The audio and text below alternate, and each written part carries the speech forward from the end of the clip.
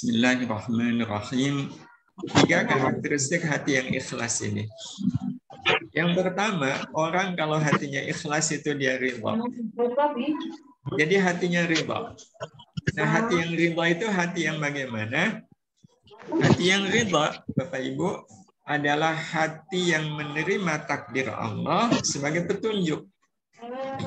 Jadi takdir Allah Subhanahu wa taala itu difahami sebagai petunjuk. Petunjuk agar segera beramal baik untuk Allah. Dan memang kenyataannya dalam setiap takdir itu pasti ada petunjuk.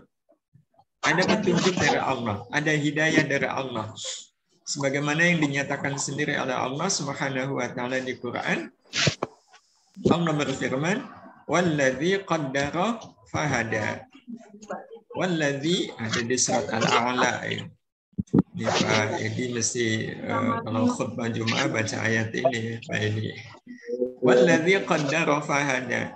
Dan dialah Allah yang menentukan takdir manusia, fahada, kemudian Allah memberikan hidayah kepada manusia. Jadi takdir itu adalah cara Allah memberi petunjuk. Ya, takdir adalah cara Allah memberi petunjuk.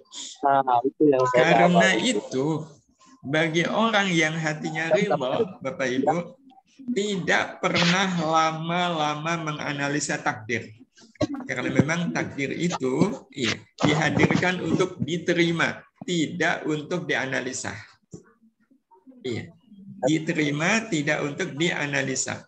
Kalaupun dianalisa itu kalau ada kepentingan, iya, ada kepentingan. Kenapa ini ada COVID? Kenapa bisa? Nah itu dalam rangka untuk pencegahan. Iya. Tetapi dalam banyak takdir, Bapak Ibu yang dirahmati Allah, sebenarnya cukup kita menerima dan kemudian kita membaca apa petunjuk yang Allah Subhanahu wa taala berikan kepada kita melalui takdir itu. Sebagai contoh, ini contoh. Kita takdirnya dihina orang begini. Iya, kan ini takdir nih. Si pagi gitu, katakan yang nuding-nuding begini pasien nih Pak Edi. Iya, udah diobati, nuding-nuding, menghina. Ini takdir. Iya, ini takdir. Di dalam takdir penghinaan ini ada petunjuk Allah nggak, Bapak Ibu? Ada. Apa petunjuk Allahnya? Allah memberi petunjuk kepada kita di Quran. Apa petunjuknya? Fa'fu anhum. Maafkan mereka. Maafkan orang-orang yang menyakiti. Setelah fa'fu anhum masih ada lanjutannya Bapak Ibu. Wastaghfir lahum. Mohonkan ampunan kepada Allah untuk mereka. Jadi kita diperintah oleh Allah malah memohonkan ampunan. Ya Allah, Engkau sudah lihat bagaimana dia zalim kepada saya. Tapi seperti apapun mereka zalim kepada saya mohon ampuni kezaliman mereka itu ya Allah. Ampuni, saya sudah memaafkan mereka. Kalau ini yang kita lakukan berarti kita sudah mengamalkan petunjuk Allah, fa'fu anhum wastaghfir lahum. Dan Bapak Ibu, kita merasakan ayat ini betul-betul menjadi petunjuk bagi kita kapan? Kalau ada yang menghina, kalau ada yang mencaci, kalau ada yang menghardik. Bayangkan kalau seandainya kita baca ayat ini. Fa'fu anhum wastaghfir lahum. Dalam keadaan nggak ada orang yang menyakiti kita. Ya, dalam keadaan nggak ada orang yang menghina kita. Dalam keadaan nggak ada orang yang mencaci maki kita. Padahal ayatnya berbunyi maafkan mereka. Bisa nggak kita mengamalkan ayat ini Bapak Ibu kalau nggak ada orang yang menyakiti? Ya nggak bisa. Ayat ini hanya menjadi pengetahuan, belum menjadi petunjuk. Begitu ada yang menghina, maka fa'fu anhum wastaghfir lahum, betul-betul menjadi hidayah bagi kita. Karena itu orang kalau hatinya rindu nggak pernah berlama-lama melihat wajah orang ini. Udah ini takdir saya terima, kemudian membaca apa petunjuk Allah, kita amalkan, selesai. Jadi gambaran. Iya. Mohon izin Bapak Ibu yang bisa meng-off-kan dulu mic-nya, nggih. Mohon maaf.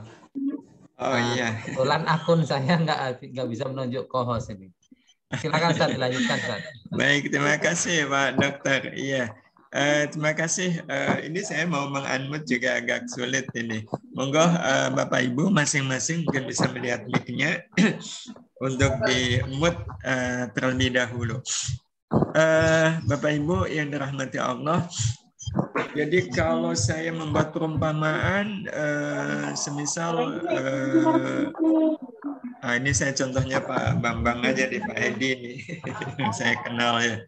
Pak Edi, kalau seandainya ada orang ya, ngasih kertas ke Pak Edi, ya, kertasnya, mohon maaf ada yang ini di unmute, di mute maaf, di mute terlebih dahulu.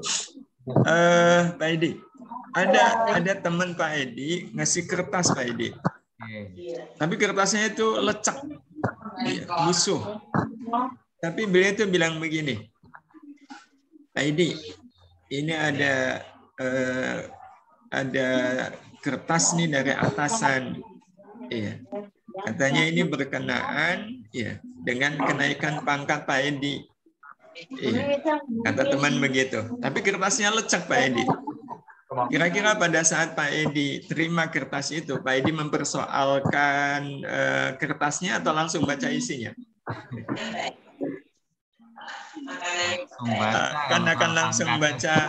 Akan langsung baca isinya, nggak akan mempersoalkan.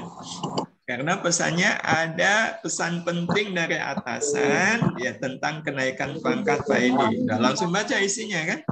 Dan ternyata isinya betul. Ya, Pak Edi, ya, karena kedisiplinan Pak Edi, integritas Pak Edi, kami naikkan pangkatnya Pak Edi 3 kali. Ya, pangkatnya naik 3 tingkatan dengan gaji yang naik 3 kali lipat. Mohon Pak Edi segera mengurus ya kenaikan pangkat ini. Kira-kira gimana Pak Edi? Masih mempersoalkan kertasnya yang lecek? Kira-kira enggak ya. Maka sebenarnya seperti itu yang namanya takdir. Tidak ada yang salah dalam takdir. Semua takdir Allah itu, Bapak Ibu yang rahmati Allah, pasti punya kemungkinan maksud. Dan kemungkinan itu ada pada ayat ini. Kemungkinan yang pertama adalah Allah ingin menghapus dosa-dosa kita ya, lewat takdir itu. Atau kemungkinan yang kedua, Allah memang pengen mengangkat derajat kita. Itulah rahasia di balik takdir. Ya, termasuk kalau seandainya dapat musibah. Ini kan takdir. Apa pesan Allah di balik takdir musibah ini? Bukankah pesannya adalah fasbir sabran jamila. Maka bersabarlah engkau dengan kesabaran yang indah. Bersabarlah dengan kesabaran yang indah. Itu pesan Allah Subhanahu wa taala ketika kita mendapatkan takdir musibah. Jadi kalau seandainya Bapak Ibu kita lagi jalan nih, lagi jalan di tempat yang terbuka, di lapangan yang terbuka, tiba-tiba ada bola karet Pak, bolanya kecil, tiba-tiba mengenai kepala kita. Persis kena kepala kita. Ya lumayan lah, agak pusing-pusing dikit gitu. Kira-kira pada saat kita mengalami musibah, kan itu musibah, dan itu jelas takdir. Kira-kira pertama kali yang kita ingat siapa Bapak Ibu? Ayat ini atau siapa yang lempar? Wah, kalau langsung ingat ayat ini luar biasa. Ya Allah, sungguh ini kalau bukan takdirmu nggak mungkin saya dapat musibah seperti ini. Wah, ingat ya, fasbir sabran jamila. Ini kesempatan bagi saya untuk sabar. Iya. Jadi itulah Bapak Ibu yang dirahmati Allah Subhanahu wa taala, orang yang hatinya ikhlas, dia akan ridha dengan semua takdir Allah Subhanahu wa taala. Iya. Nah, itu nanti kita akan melihat kaitannya dengan kehidupan berumah tangga, Bapak Ibu. Ridha menjadi kunci bahagia hidup bersama keluarga. Tidak ada kebahagiaan yang tidak bisa didapat oleh orang-orang yang selalu ridha dalam kehidupan berumah tangga, dalam kehidupan berkeluarga. Ridha. Ini ridha kepada takdir Allah Subhanahu wa taala. Ini kunci bahagia. Kita akan bahagia bersama orang tua, bahagia bersama pasangan hidup kita, bahagia juga bersama anak-anak kita. Itu kalau kita ridha. Iya.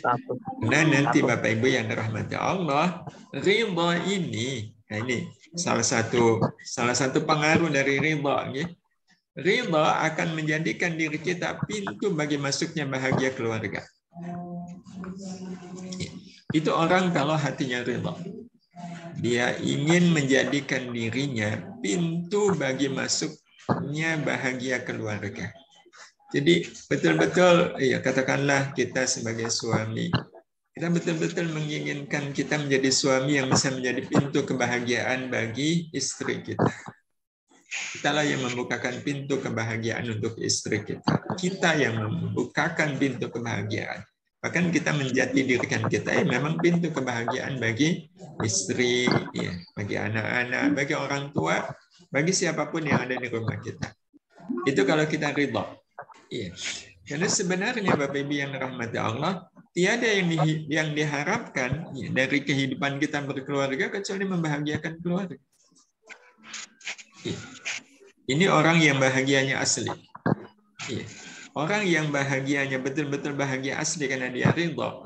Itu selalu yang ada dalam pikirannya adalah bagaimana kehadiran saya ini membahagiakan keluarga saya. Bukan menuntut dibahagiakan. Iya, karena sejatinya nanti Bapak Ibu yang dirahmati Allah, bahagia itu ada dua. Bahagia di dalam dan bahagia di luar. Ada orang yang dia itu hanya akan bahagia kalau dibahagiakan. Nah, orang kalau bahagianya ya, karena ingin dibahagiakan, maka ini tanda berarti bahagianya masih di luar. Makanya dia hanya akan bahagia kalau dibahagiakan. Tapi nanti akan ada orang yang bahagianya itu sudah di dalam. Sudah di dalam. Nah, tanda kalau orang bahagianya sudah di dalam, dia akan bahagia kalau dia membahagiakan. Jadi bagi dia, bagi orang seperti ini adalah bahagia itu adalah bahagia ketika saya membahagiakan orang lain. Iya, karena nah ini sunnatullahnya bahagia. Iya. Bahagia itu Bapak Ibu adalah rasa yang tidak mungkin dirasakan kecuali bersama sesama. Kalau dalam keluarga, ya bersama keluarga. Artinya nggak mungkin seorang suami bisa bahagia sendirian tanpa melibatkan kebahagiaan keluarganya. Tanpa menjadikan bahagianya dia menjadi bahagianya keluarga. Sebagaimana juga istri tidak mungkin bisa menikmati ya, hidup bahagia sendirian. Kalau sampai ada ya, orang yang bisa bahagia sendirian, Bapak Ibu, ini sebenarnya bahagia yang aneh. Bahagia yang aneh sekaligus mencurigakan. Kenapa? Karena Bapak Ibu yang dirahmati Allah, kita katakan tadi bahagia adalah rasa yang tidak mungkin dirasa kecuali bersama sesama. Karena kita kalau ngelihat orang bahagia itu cenderung senyum atau manyun, Pak, Bu? Senyum kan? Orang bahagia itu cenderung senyum. Nah, kita bisa bayangkan kalau seandainya ada orang senyum sendirian. Itu kan senyum yang aneh sekaligus mencurigakan. Kok bisa ya senyum sendirian? Begitulah orang kalau bahagia sendirian, ya seperti orang yang senyum sendirian tadi. Karena itu kita tidak mungkin ya sebagai bagian dari keluarga itu kemudian kita menikmati bahagia sendirian. Iya, nggak bisa. Ya, sungguh suami, ya, ini aslinya ya, aslinya. Kalau bukan karena terpaksa, kalaulah dia makan, makanannya enak gitu. Tapi nggak bareng keluarga, itu dia nggak bisa menikmati makanan yang enak itu. Kenapa? Keinget, ya, saya makan enak, orang di rumah makan apa, ya. Jadi kepikiran. Nah, yang kita lihat adalah hakikat bahagianya itu. Ya. Sebagaimana yang dikatakan oleh Allah Subhanahu wa taala di surat Al-Hasyr, Bapak Ibu, ayat yang ke-9. Surat Al-Hasyr ayat ke-9 ini ya, sebenarnya memberikan petunjuk kepada kita ya, tentang apa yang dimaksudkan dengan ridha. Ridha yang bisa membuka pintu bahagia untuk keluarga. Ya, ada 3 poinnya di surat Al-Hasyr ayat 9 ini. Poin itu yang pertama, kita membukakan pintu bahagia untuk keluarga itu karena cinta kepada keluarga. Ini kalau kita batasi dalam kehidupan keluarga, karena pembicaraan kita hari ini adalah tentang keluarga. Jadi kita membukakan pintu bahagia itu semata-mata karena kita mencintai mereka. Iya. Cinta ini yang kemudian kita buktikan dengan menjadikan diri kita pintu kebahagiaan bagi mereka. Ini yang pertama. Yang kedua, tidak berharap apapun dari yang kita bahagiakan. Iya, enggak. Ya, kalau di bahasa surat Al-Hasyr tadi, Allah menyebutnya wala yajiduna fi anfusihim, ya, tidak dijumpai di dalam diri mereka, di dalam hati mereka kebutuhan terhadap orang yang dia bahagiakan. Jadi nggak ada pamrih. Ya, istri membahagiakan suami ya semata-mata karena cintanya. Tidak ada pamrih. Jadi tidak ada istilah ya saya bahagiakan suami biar suami juga membahagiakan saya.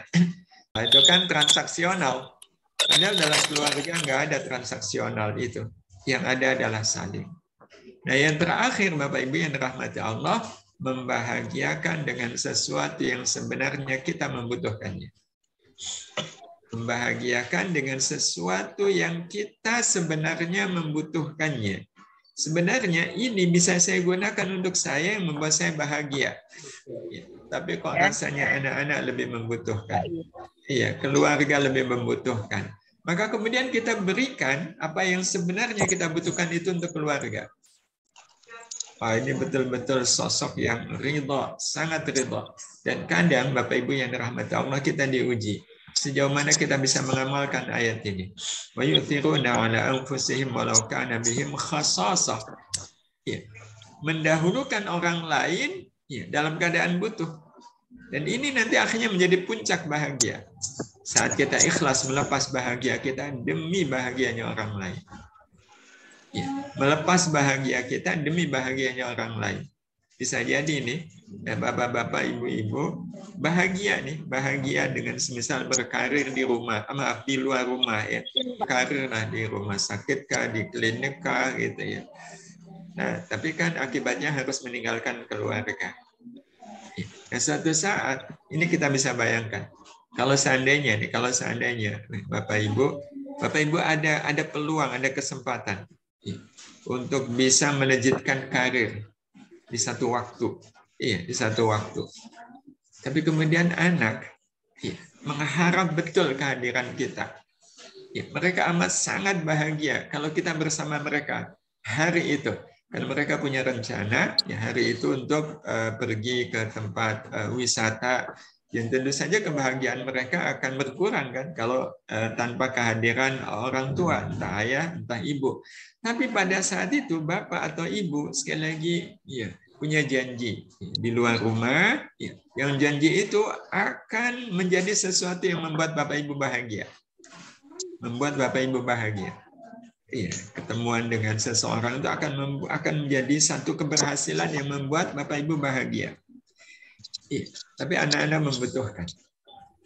Nah, di situ Bapak Ibu yang dirahmati Allah diuji betul sejauh mana hati kita ini ridho. Hati kita ini ridho.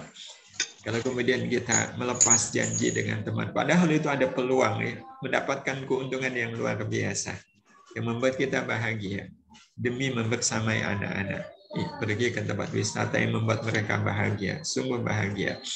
Maka kalau itu betul-betul kita lakukan dan kita ridho, kita ridho, betul-betul ridho dan kita bahagia bersama anak. Kita ingat lagi peluang tadi, betul-betul bahagia. Itu artinya kita Bapak Ibu sudah berada di puncak bahagia.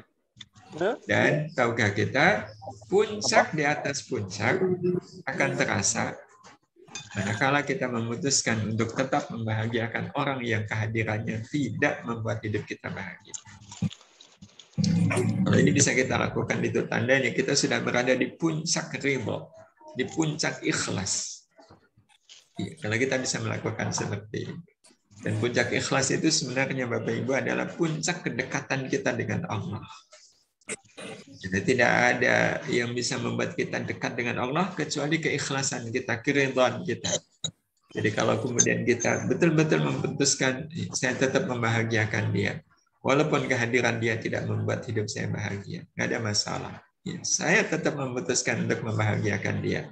Ya, kita bisa bayangkan Bapak Ibu, kalau ada seorang istri yang sebenarnya dia tidak bahagia dengan suaminya, tapi dengan ridha, dengan ikhlas dia memutuskan, saya hadir untuk membahagiakan suami saya. Seperti apapun suami kepada saya. Sungguh istri seperti ini Bapak Ibu yang dirahmati Allah, kedudukannya sangat tinggi di sisi Allah Subhanahu wa taala. Keridhaan dia, keikhlasan dia itu akan membuat dia, iya, saya bayangkan sangat masyhur di kalangan masyarakat langit. Sebagaimana mungkin sebaliknya. Atau kita sebagai anak ke orang tua. Atau bisa jadi orang tua ke anak. Intinya, hadirin hadirah yang dirahmati Allah Subhanahu wa taala, inilah hakikat dari kita ridha. Iya, sabar. Ya, sabar menghadapi mereka. Dan kenapa kemudian kita bahagia? Bukankah kalau ketemu dengan orang-orang yang tidak membuat kita bahagia, kan kita harus sabar. Tapi kenapa bahagia? Karena Allah Subhanahu wa taala sudah menyampaikan wa basyyiris shabirin. Berbahagialah orang-orang yang sabar. Yang bilang itu Allah Bapak Ibu. Yang mengatakan itu Allah, wa basyyiris shabirin.